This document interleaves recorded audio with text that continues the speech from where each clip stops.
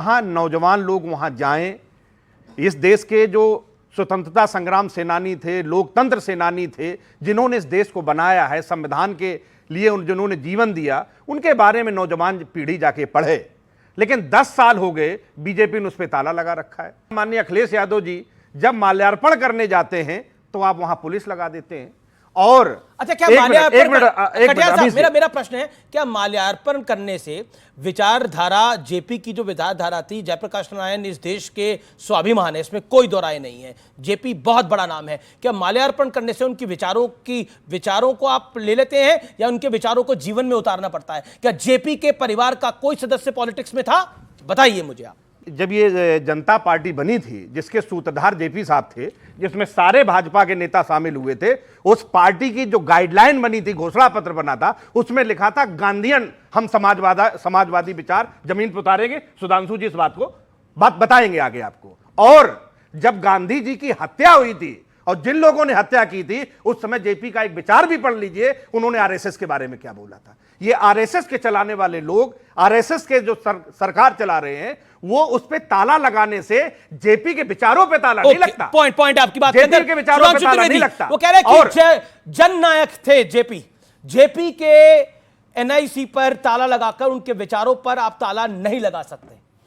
और अखिलेश तो front foot पे खेल ही रहे हैं उत्तर प्रदेश के अंदर। रूप से जेपी के से माफी किसको मांगनी चाहिए? जेपी ने आंदोलन किसके विरुद्ध किया था? अभी सत्यप्रकाश जी ने बहुत सही ढंग से बताया, कांग्रेस के विरुद्ध नारा था, जाग उठी तरुणाई है, जेपी ने अलग जगाई है, भारत के सब युवकों जाको नई समग्र क्रांति फिर आई है। यह था उस समय। मुलायम सिंह जी भी युवा थे और नीतीश कुमार जी भी युवा थे और लालू प्रसाद यादव जी भी युवा थे, और दो ही चीजों के विरोध में थे। समाजवादी थे, बिल्कुल मैं मानता हूं।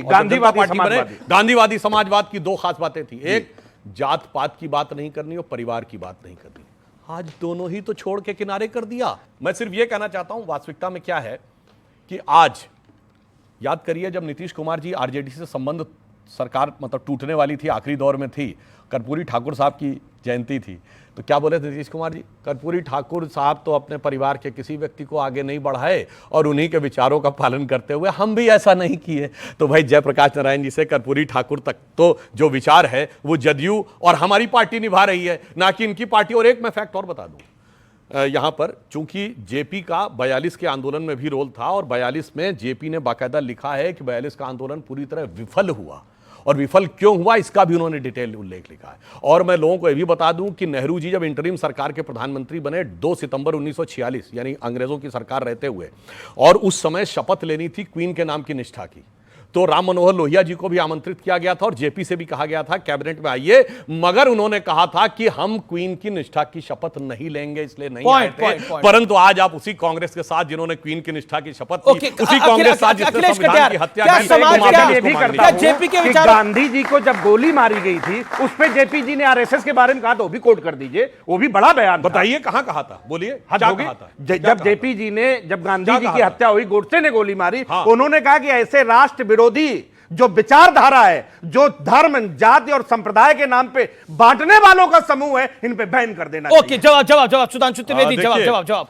ये लोग जो बात कहने का प्रयास करते हैं, मैं कह रहा हूं जेपी ने कहां कहा। जेपी आरएसएस के शिविर में भी गए और आरएसएस के शिविर में जाकर किस प्रकार से जात पात को किनारे रखकर समरसता के साथ लोग काम करते हैं, उसका भी उन्होंने। और दूसरी बात, ये लोग नाथूराम गोडसे और महात्मा गांधी जी की हत्या बहुत बार बार बीच में आता। मैं सिर्फ ये पूछना चाहता हूं, गांधी जी को कितनी गोली लगी थी बताइए?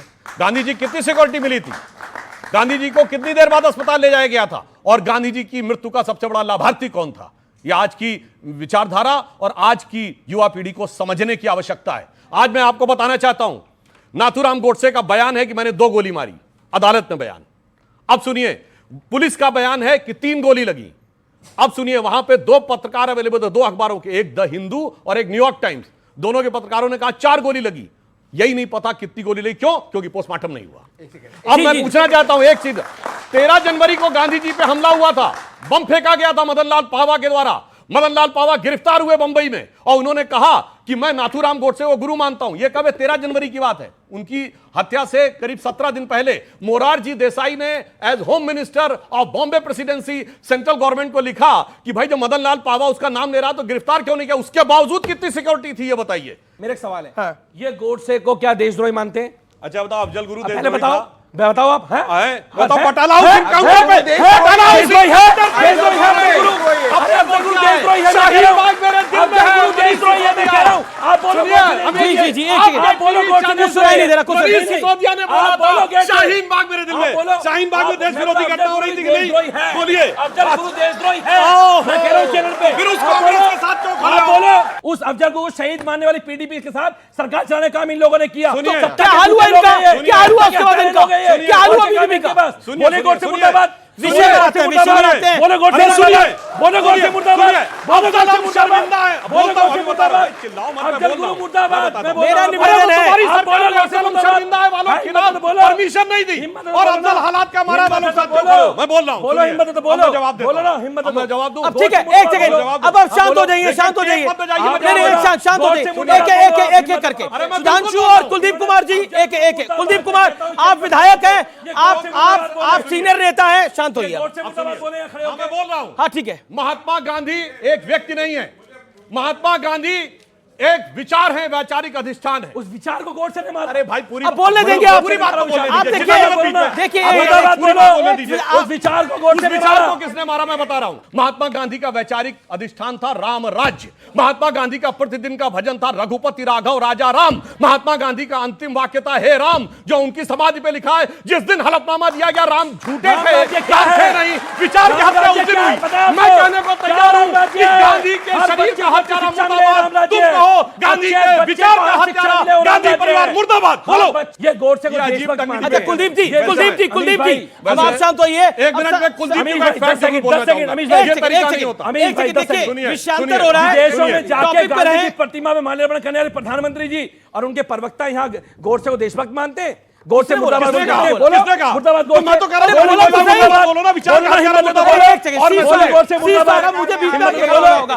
मैं फैक्ट बताता हूं सुनिए अफजल हम शर्मिंदा है ये तेरे कातिल जिंदा है ये कब हुआ ये फरवरी 2015 और आपको पता है 2.5 साल मुकदमा क्यों नहीं चला इनकी सरकार ने परमिशन नहीं दी झूठ, इनकी ड्रामाटिक सर बताओ डेट मुकदमे की डेट बोलो मुकदमे की डेट बोलो मुकदमे की डेट बोलो बेकार की बात करना तेज चिल्ला के तेज बोल के झूठ नहीं बोल बोलो सकते हो। डेट बोल दो सुनो ना मेरी बात बता क्या देता हूं। परमिशन दी थी दिल्ली में उनके खिलाफ मुख्यमंत्री खालिद के खिलाफ परमिशन चला, बताओ किसने कब दी थी? परमिशन डेट बोलो डेट बोलो डेट बोलो मुख्यमंत्री पर अभी मुझे चला किसने ठीक है, परमिशन ली तुमने ठीक है, बताया ठीक है। देखिए मैं बहुत जिम्मेदारी से कहूंगा कि गांधी के हत्यारे की मुर्दाबाद इस देश में तमाम पार्टियां करती है और करना भी चाहिए लेकिन मैं बहुत जिम्मेदारी से कह दूं सबके बीच में नहीं, गलत है ये। ये तरीका ठीक नहीं है अरे मैंने कह दिया क्या गांधी का तरीका है? हत्यारा मुर्दाबाद मैं तो नाम नहीं लेना चाहता उसका अपने मुंह से मैं उस हत्यारे का नाम अपने मुंह से लेना नहीं चाहता गांधी का हत्यारा मुर्दाबाद गांधी के विचारों का हत्यारा मुर्दाबाद ये भी होगा लेकिन ये इस देश में एक पार्टी ऐसी बनी जिसका मुख्यमंत्री